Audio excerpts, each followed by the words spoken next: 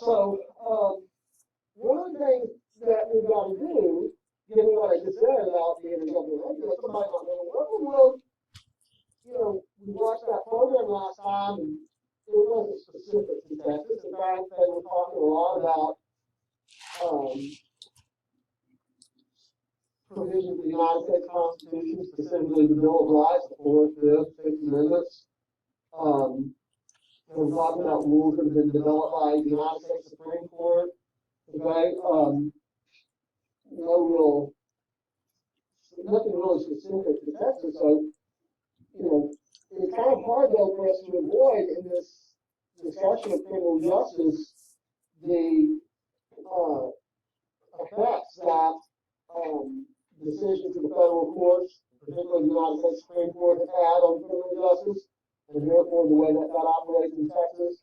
It's kind of hard to deny the importance of these constitutional provisions. Okay, so that's actually where we're going to start. We'll start talking a little bit initially here about, just so that we can sort of get everything straightened out. There's a lot of camping around these in the program that we watched last time, but I want to get them out there in a systematic way so that everybody's clear what provisions of the Constitution that we're talking about that are relevant. Okay, so the 4th Amendment, and we're going to look at the specifics of each of these here in just a second, but the 4th Amendment generally is the amendment that deals with certain. Okay? So you got this timeline, the Bill of Rights, which was drafted in 1789 and took effect in 1791, and then we jump way ahead 100 years to the 1860s, 1868 to be precise, and the 14th Amendment was added to the Constitution. But it really wasn't until the 20th century that the significance of the 14th Amendment began to emerge. Okay? The 14th Amendment was ratified in 1868, but it really wasn't until the 20th century. So I'll take just a few minutes here. This is sort of an extended digression. But I got to lay the groundwork so kind of everybody has a better understanding of why the provisions of the Bill of Rights are relevant to criminal justice in Texas. Okay. So it's pretty clear that the original intent of the Bill of Rights, what is the Bill of Rights? The first amendment of the Constitution. Pretty clear that the original intent was to limit the power of the national government. That's why, we go back here, okay, look at the language of the First Amendment, right? Begins, Congress shall make no law. It doesn't say Congress and state legislatures, Congress and city councils and state legislatures. It says Congress shall make no law. What shall Congress not make any law with respect to? Well, the establishment of religion, the free exercise of religion, abridging the freedom of speech, abridging the freedom of press. I have that one highlighted because that was the provision of the Constitution that was relevant to the Chamber discussion that we watched on Tuesday when they were talking about the right of a fair trial and how that interacts with the right of the news media to cover all of the details of the trial, etc. Okay? But you're supposed to understand that this phrase, Congress shall make no law, is not only implied with each of these clauses of the First Amendment. Congress shall make no law respecting the establishment of religion. Congress shall make no law prohibiting the free exercise of religion. Congress shall make no law abridging the freedom of speech. Congress shall make no law abridging the freedom of press. Congress shall make no law abridging the right of the people peaceably to assemble. Congress shall make no law abridging the right of the people to petition government for redress of grievances. But you're also supposed to understand that it's applied to each successive provision of the Bill of Rights. So if we go to the Second Amendment, the right of the people to keep and bear arms, you're supposed to understand that that is intended to read, Congress shall make no law abridging the right of the people to keep and bear arms. And if we go to the Fourth Amendment about social division, Congress shall make no law abridging the right of the people to be secure in their persons, houses, papers, and effects against unreasonable search. You understand what I'm saying? What the logic of the Bill of Rights is, as it pertains to the limitation on the power of government. Its original intent was to limit the power of the national government. That's why they very deliberately put the word Congress there.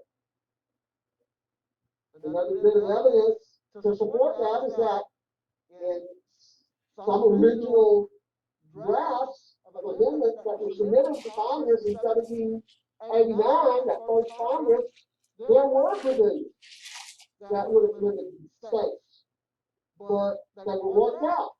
They were taken out. Okay? So there's no question, it is very clear that the original purpose of the Bill of Rights is to limit the authority of the national government. Well, one may ask, given that, if my right to free speech, if my right to free worship, if my right to be secure against unreasonable searches and seizures, protected against the authority of the national government, okay, by the Bill of Rights, what protects my right of free speech, or what protects my right of free worship, or what protects my right of privacy in my home against the authority of states? Well, the logic, the prevailing argument of the time was that that was the function of state constitutions. And in fact, state constitutions do, as the Texas Constitution does, we pointed out earlier in the semester, when we dealt with the topic of the Texas Constitution, does have a Bill of Rights. Why do we need both? Well, in its origins, the Bill of Rights of the U.S. Constitution was only intended to limit and protect your rights against the authority of the national government.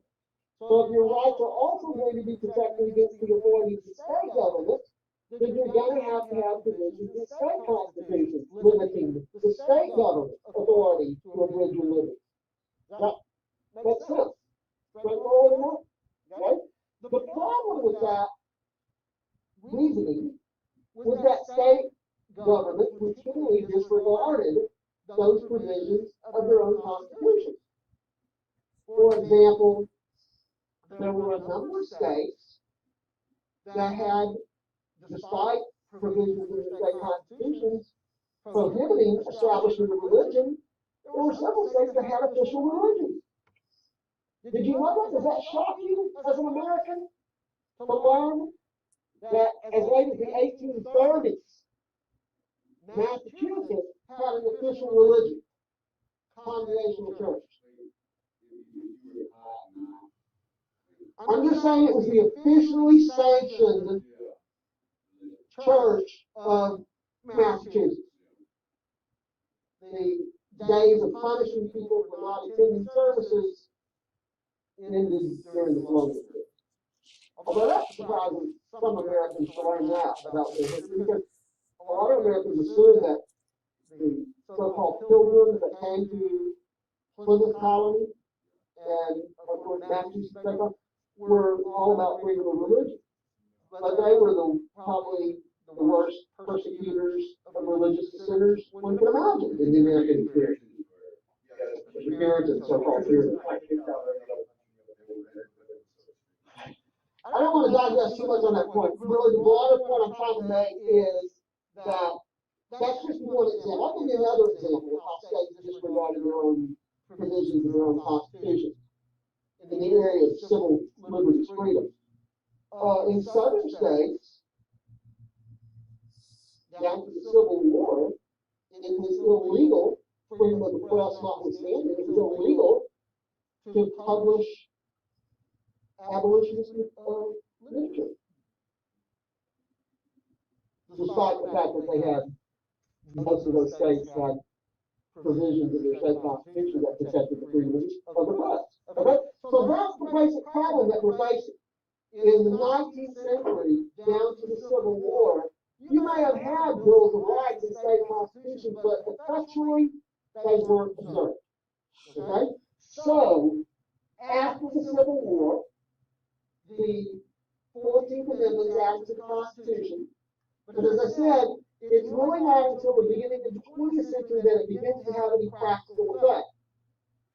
During the 20th century, beginning in the early part of the 20th century, the United States Supreme Court began to incorporate on a selective basis specific civil liberties rights in the Bill of Rights, beginning with the right of free speech, and the right to peaceably assemble, the directory worship, and so on, began to incorporate those civil liberties rights into the concept of liberty that is protected against state authority by the 14th Amendment.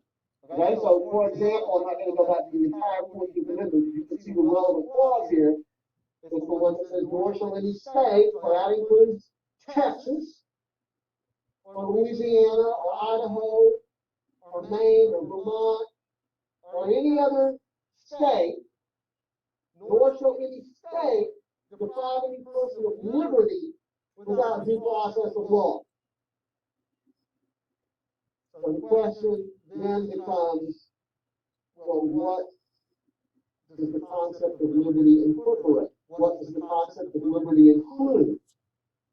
Does it include the right of free speech? The Supreme Court of the United States has said yes. That's a fundamental right of the individual. That's a fundamental freedom of the individual. As it is embodied in the First Amendment and protected against the national government's authority by the First Amendment, it is incorporated into this concept of liberty embodied in the 14th Amendment and protected against the authority of the state, and by virtue of the state, the authority of local governments as well. Because remember, local governments, we recently learned, are creations of states. So is your First Amendment right of free speech protected against the authority of the city of Sugar Land? Well, framing it that broadly, yes. Okay, doesn't mean you can say anything you want, anytime you want, under any circumstances you want. We'll come back to that. Okay? The city of Sugar Land police officer, you go down to town center, and you draw attention to yourself somehow. You are hurling all these expletives, dropping all kinds of F-bombs and so on, and a city of Sugar Land police officer comes and slaps a citation on you, or even better, places you under arrest for violating local obscenity code. And you say, wait a minute, I've taken Fagan's government course. I know that the right of free speech as protected against national authority by the First Amendment of the Constitution has been incorporated by the United States Supreme Court to protect my right of free speech against the authority of the state of Texas and therefore the city of Sugar Land. Therefore, you cannot place me under arrest. You have no. Well, you can make that argument if you want to. We'll see how it comes out in court. I have a prediction for you. You're not going to prevail. Because the courts, we'll get to that in some detail here in a second, but the courts have never really said that the right of free speech means you can say anything you want to, anytime you want to, under any circumstances that you want to. For now, though, let's just focus on this idea of incorporating a specific civil liberties right. Okay? Because the 14th Amendment is vague. It doesn't say specifically what does liberty include. That means that somebody is going to have to tell us what the concept of liberty includes. And that, for better or worse, depending on your political ideology or your philosophy, has been the courts. Been the role of the courts to tell us what this concept of liberty includes or incorporates. Okay? So, bottom line, the setup that we're trying to get to here is that since the beginning of the 20th century, the United States Supreme Court has selectively incorporated some, but not all, of the provisions of the Bill of Rights into the 14th Amendment concept of liberty. It has incorporated all of the First Amendment freedoms, right of free worship, right of free speech, right of peacefully assemble. Everything that's in the First Amendment, the court has at some point said that the fundamental right of the individual is therefore protected against the authority of the state through the 14th Amendment. But there are others that the court has refrained from incorporating, like the Third Amendment quartering of soldiers, and I think that's really simply explained by the fact that it's a moot question. Right? The United States military is not going to come knock on your door and say, get out, we've got to move a platoon in. Is that a unit of military organization? That didn't happen. But, they're not really, it's a professional military, and they've got their own housing for their own soldiers, right? But the historical origins of the Second Amendment are important, right? Because that was the practice of the British during the colonial period. It has never incorporated the Fifth Amendment, or at least not yet, the Fifth Amendment provision for indictment by grand jury. I think we may have touched on this point earlier in the semester when we talked about the Texas Constitution. It really just depends on which state you live, whether that right to indictment by grand jury is protected by the state constitution. Because the Supreme Court has never incorporated that as a fundamental right of the individual. I used to include the Eighth Amendment provision against excessive fines in that list. But notice I lined through that.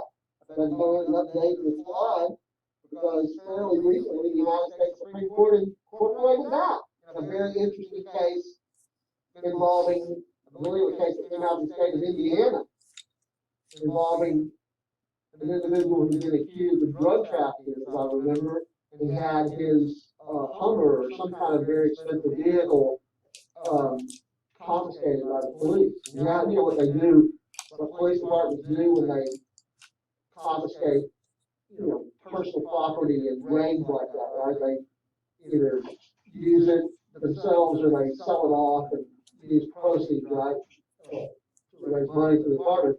This guy, they claimed that he was being deprived of his property. He had, in effect, had an excessive fine imposed on him. The Supreme Court agreed and said that that is,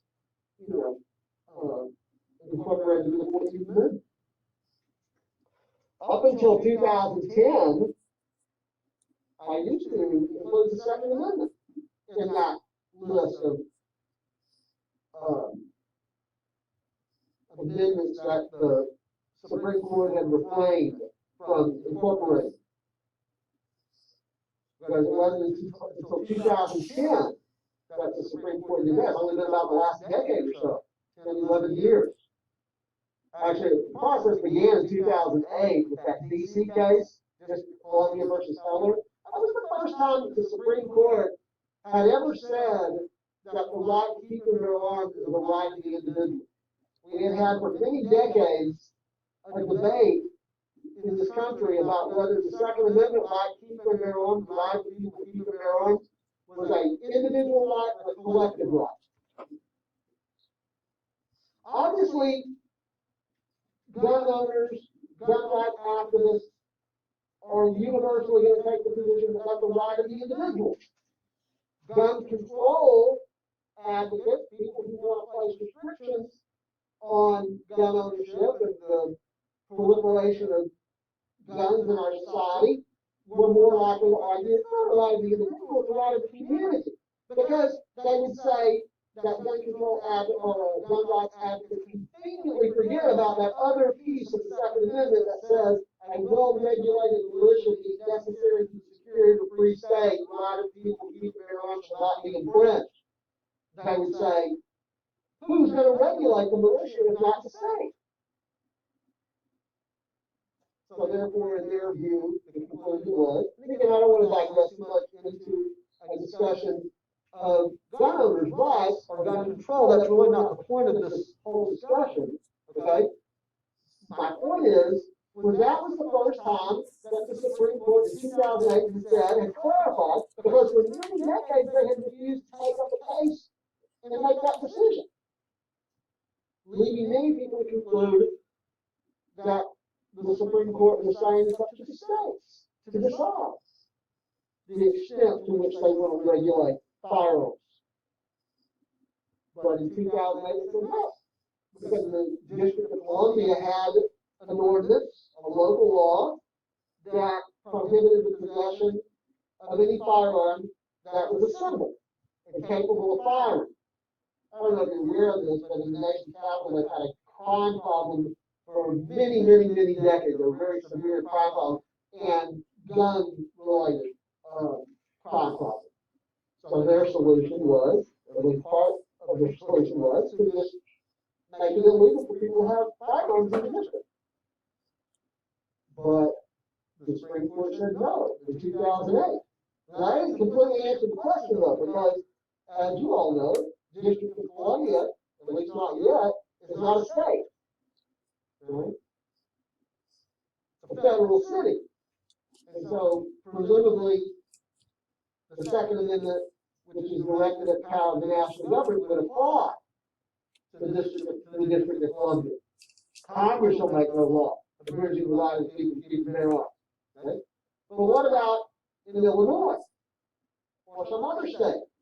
Well, the Supreme Court answered that question a couple of years later in this case with Donald versus Chicago. And that was the first time the Supreme Court said, not only is it a right of the individual, but it is a right of the individual that is a fundamental right, and therefore incorporated into this concept of liberty and protected against the authority of the state by virtue of the 14th Amendment. So what the 14th Amendment reads in effect is in this particular instance, nor shall any state, that would include Illinois, nor shall any state deprive any person of the right to keep and bear arms without due process of law. You understand how any one of those specific civil liberties rights has been taken up by the court, and you can plug in, nor shall any state deprive any person of the right of free speech without due process of law. Nor shall any state deprive any person of the right of free worship without due process of law. Nor shall any state deprive any person of the right to counsel without due process of law. Nor shall any state force a person to be a witness against himself, etc. Right? We have those are the ones that we want to focus on. But again, I'm just trying to get you to understand the importance. It's hard to overstate the significance and importance of the 14th Amendment due process clause. That's why I'm hammering on it. I want to make sure everyone's clear.